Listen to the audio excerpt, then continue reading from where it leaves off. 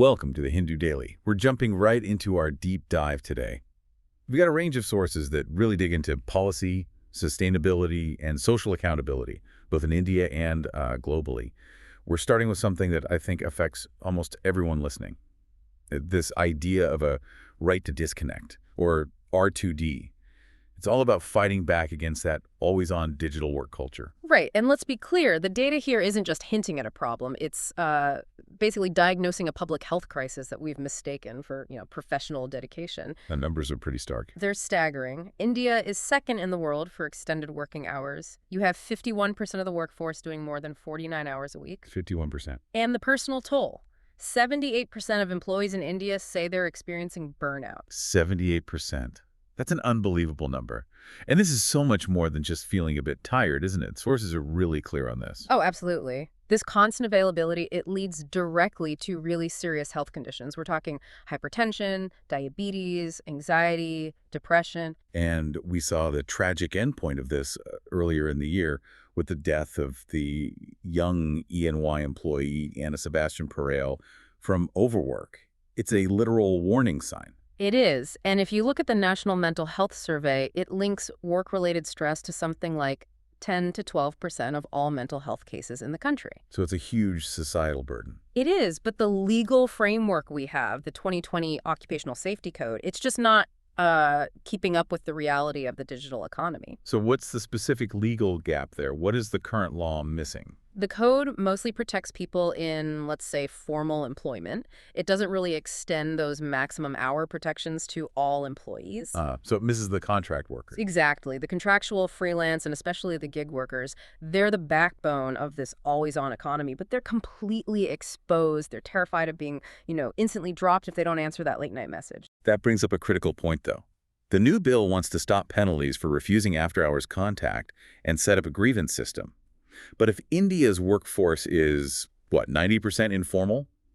How can a formal grievance system really help a gig worker who's worried about being deactivated tomorrow? That is the core challenge. The law is the shield. You need it. But the sources are clear. This isn't just an Indian problem. It's global. And it needs a cultural solution. So we're seeing other countries tackle this? Oh, yes. France, Portugal, Italy, Australia. They've all put R2D protections in place. Even Kerala State is starting to move on local legislation. But the law is only a framework. It has to be backed by a real shift in companies away from toxic norms like presenteeism. Where just being seen online is more important than the actual work. Precisely. You have to value quality output over just hours logged. And you need proactive mental health support. R2D isn't a cost. It's an investment in sustainable, high-quality work. That constant availability really tests our personal boundaries. What happened? When powerful nations just ignore international boundaries completely. Let's shift gears to the erosion of global law. We're looking at an analysis of the U.S. operation against Venezuela and the capture of President Nicolas Maduro, which the source calls a flagrant violation of international law. It's a huge challenge to the entire system. I mean, the bedrock principle that's being violated here is Article 2.4 of the UN Charter. Which basically forbids the use of force. It absolutely forbids it. There are only two very narrow exceptions: clear self-defense or getting authorization from the UN Security Council. Neither of those was in play in the Venezuelan case. And yet it feels like we've seen powerful countries stretching that definition of self-defense for decades now. Exactly. It's been broadened to include things like preemptive strikes against terrorism or so-called humanitarian intervention like the NATO bombing of Yugoslavia back in 1999. So what was the justification this time? Well, this one was new. U.S. officials called it a law enforcement measure. The idea was they were crossing the border to bring an accused criminal, in this case Maduro, to trial. And the source argues that just doesn't hold up under international law. Not at all. Because sovereignty is, the most sacred principle in the UN system. Law enforcement is not a legal justification for military force against another country. The source says it feels like a throwback to the old Monroe Doctrine. A unilateral claim to power in the region. Right. And beyond the use of force, there's the whole issue of leader immunity. Can you explain that concept for us? Of course. Under international law, heads of state have what's called immunity ratione personae, or personal immunity.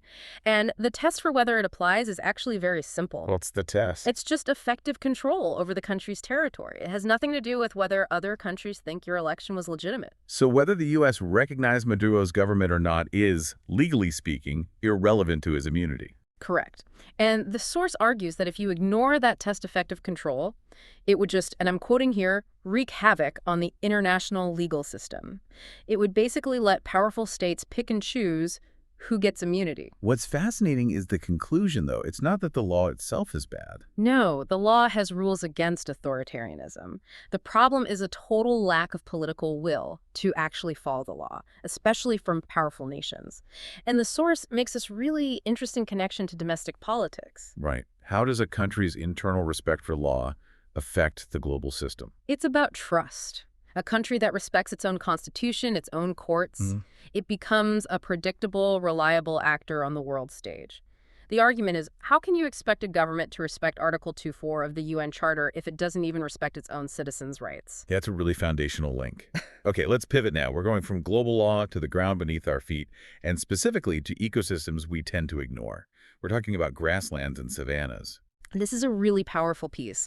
It's an urgent call to start protecting grasslands because they are just completely overlooked in global climate talks. Which are obsessed with forests. Totally obsessed with forests.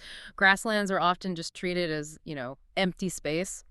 The UN has declared 2026 the International Year for Rangelands and Pastoralists, which is a start, but the action isn't there yet. Why is that disparity so dangerous? I mean, we all know forests are important. Are grasslands really better at storing carbon? They potentially are, yes. A 2022 letter in the journal Science made the case that because they store most of their carbon underground in their roots and soil, they're much more resilient to things like wildfires. That makes sense. The carbon doesn't go up in smoke. Exactly. But you look at a big climate summit like COP30, and it's all about massive forest funds. Meanwhile, grasslands are among the most threatened ecosystems on the planet. From what? Agriculture. Agriculture being converted into forests, invasive species, and, crucially, from stopping indigenous land management like controlled burns that actually keep the ecosystem healthy. Let's use a specific example. What does this look like on the ground in, say, Australia? Australia's desert grasslands are a perfect case. The Indigenous Desert Alliance is managing these vast areas, and they're fighting a triple threat: climate-driven floods and droughts, plus this highly flammable invasive species called bufflegrass. And the core problem is a lack of recognition. It's a lack of vision. The indigenous communities say that global climate funds just don't see the value in these landscapes. They're seen as empty and ready for something else to be put there. And in South America, the scale of this is just massive. Let's talk about the Cerrado Savanna in Brazil. The Cerrado is unbelievable. It's the source for 8 of Brazil's 12 major water systems. It's vital. And yet it's disappearing at twice the rate of the Amazon. Twice the rate. Yeah. There's a quote in the source that really sticks with you. Without the Cerrado, there is no Amazon. And this is an area bigger than England, France, and Spain combined, but it's basically invisible to global climate policy. It's being destroyed by farming and mining, and it gets 70% of Brazil's agricultural toxic waste dumped on it. So protecting it is as much a social justice issue as it is an environmental one. It's about recognizing the rights of the indigenous and Quilombola communities who live there. Absolutely. And when you look at the policy level, it's a mess. Grasslands are sort of covered by the UN's desertification and biodiversity conventions, but not really by the big climate convention, the UNFCCC, which is where all the money is. And domestically in India. It's even more fragmented. Grasslands fall under 18 different ministries. Sometimes they're literally listed on government books as wasteland, just waiting to be converted. That is just policy chaos. But the potential payoff for fixing this is huge, right? It's enormous. If India properly integrated grasslands into its climate commitments, its nationally determined contributions, it could be a massive boost toward that goal of creating a huge carbon sink by 2030. It's a lever we're just not pulling. Sticking with materials for a moment, let's talk about another kind of revolution. Yeah. Biomaterials. Yes.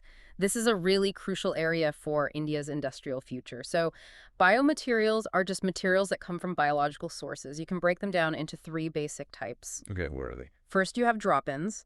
They're chemically identical to what we get from petroleum, like a bioplastic bottle.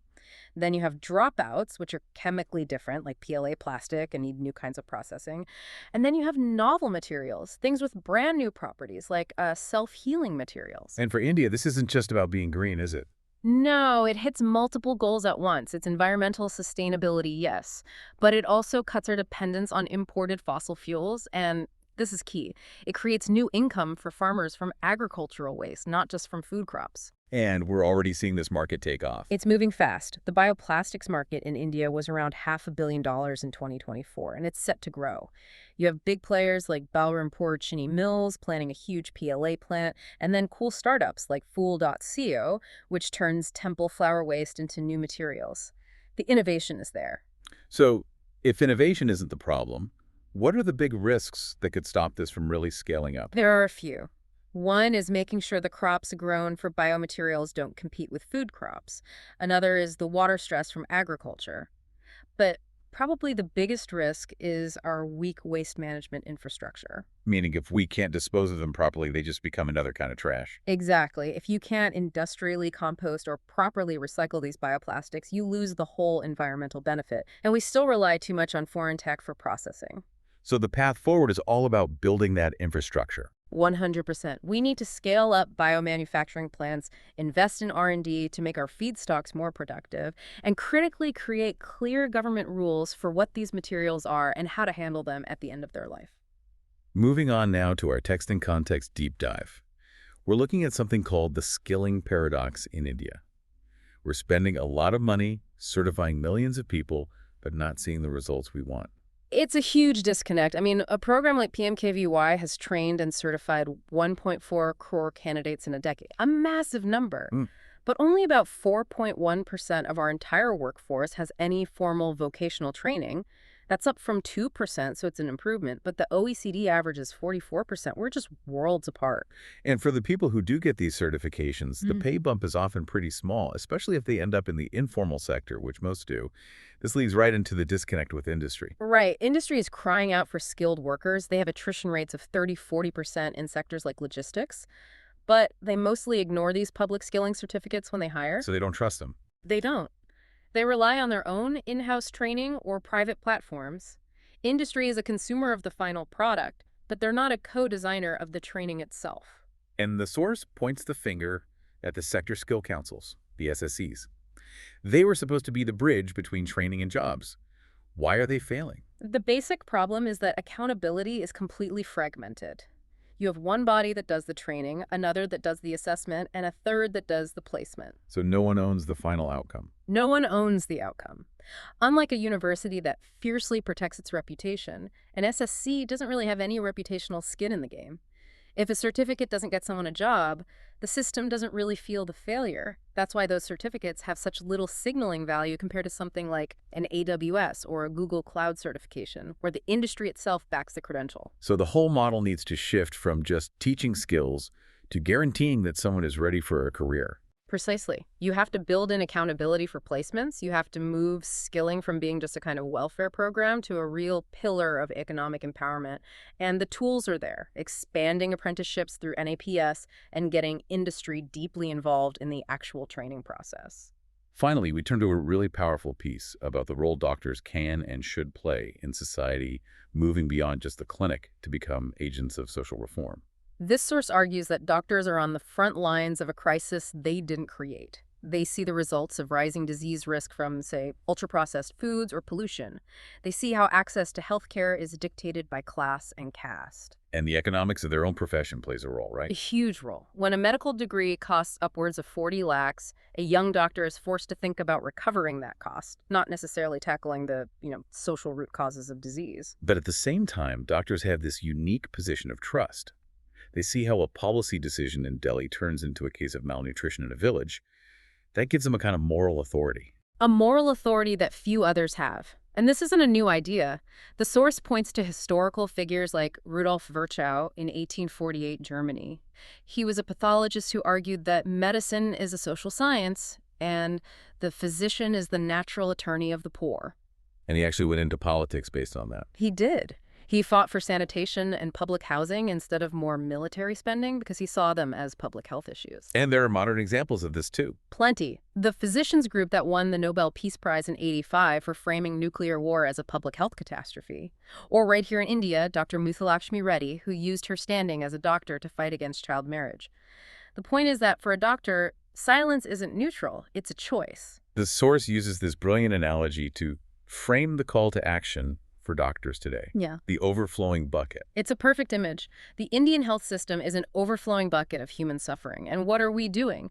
We're using incredibly sophisticated mops, new technologies, new treatments to clean up the floor. But the water keeps coming. The water keeps coming.